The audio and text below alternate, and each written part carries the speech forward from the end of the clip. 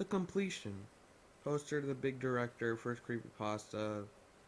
Yeah, this is just who made it, The Completion. I came in to talk to the white-coated man today. He was in his lab doing what he did all day.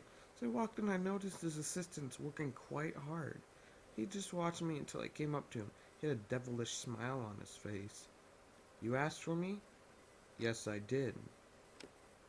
I need something. I need you to do something for me, he said in a dark tone. Yes, I replied. I need you to go out and capture all the animals on this small land we have. I need them for my research. Why all of them? I asked, not expecting an answer. You will be rewarded greatly, he said. For some reason, I agreed. When I said this, he just smiled and watched me walk out. I began walking down the path. As instructed, I searched for each animal I could find, knocking them out, putting them in their capsules. They were very strange, and each time they fell over, I felt bad. Some of these animals were easy to catch, and they walked right up to me. Most, however, ran or flew away. This dragged me to insanity, since it took me longer and longer to capture each animal. I wanted to get home and claim my reward. Eventually, I decided to be more aggressive towards these beings. I decided on something that the whole world thought was wrong. I strangled and sliced and tormented my way through these animals. On one after the other, I remembered laughing as I strangled their necks. There was this one bird. I threw a rock right at its head. It gave a squawk and stumbled over. I charged at it. I grabbed it and tore its legs. I could hear it cries in deep pain and torment. I knocked it out, broke both legs, and shoved it in its capsule. Wow. The animals that stood and fought me were the ones that suffered the most. This crocodile thing, followed by a child, most likely at the age 14, tried to stop me. I tackled the thing while it tore at my arm. The sheer pain took over me. With the madman's face, I reached for my knife.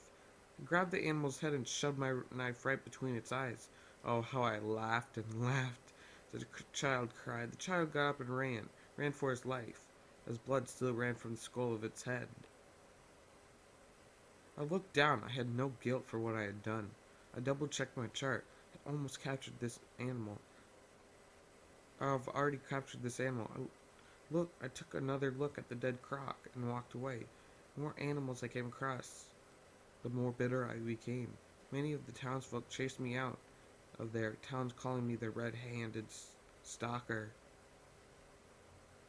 They all seemed scared of me. Many of the children ran from me when I walked down the path. One man came after me one day, saying that I was treating these animals wrong. I should rethink my laugh. I laughed and spit at him. Why do you think I should listen to you? I hissed. I know these things, is all the man said. Who do you think you are? I yelled. Lance. Then he walked away. I had almost finished this collection when I came back across this man. The man seemed to be in his early 20s with a dark vest and jeans. The man always seemed to be squinting, like his eyes were closed. Walked up to him, eyeing the last animal I needed. Hello, I was just wondering if I could take your pet here for a while. You see, a friend of mine needs all animals on this land for research, I said a little bit too quickly. What? Why in the hell would I give you to him? Besides, he's not a pet, he's a trusted friend, he said. Please, sir, I will return him in a few days. No, I've heard about you. Get out of my face, you murdering stalker, and leave this place, you bastard, he shouted. I had enough. I was so angry, even furious. I grabbed him. He threw me away and laughed. I then charged the field with blind rage. I leaped at him, took him to the ground. I punched him. Blood was running down his cheeks, even while his so-called friend tore at my leg. As I grabbed my knife and shoved it right into his neck. The look on his face was simply adored. His pupils shrank as he stared at the sun. The blood from his neck splattered onto the ground. Tears were running down his punched-out face.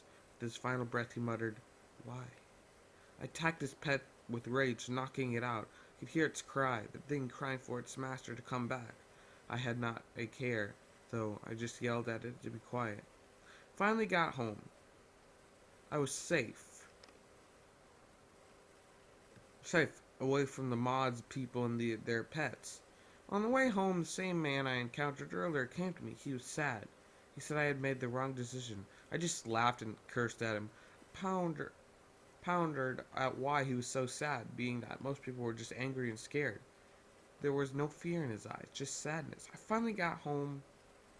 It was dark and raining silently. I walked up to the lab and thought to myself, I'm done. I'm actually done. I walked into the side with the man in the white coat stare at me. His assistants were terrified that I had returned. See the sheer look on their faces. One assistant couldn't even look at me, but I didn't care. The man in the white coat just stared and smiled as I walked up to him. Here you go, Professor Oak, I said happily. The Pokedex is complete.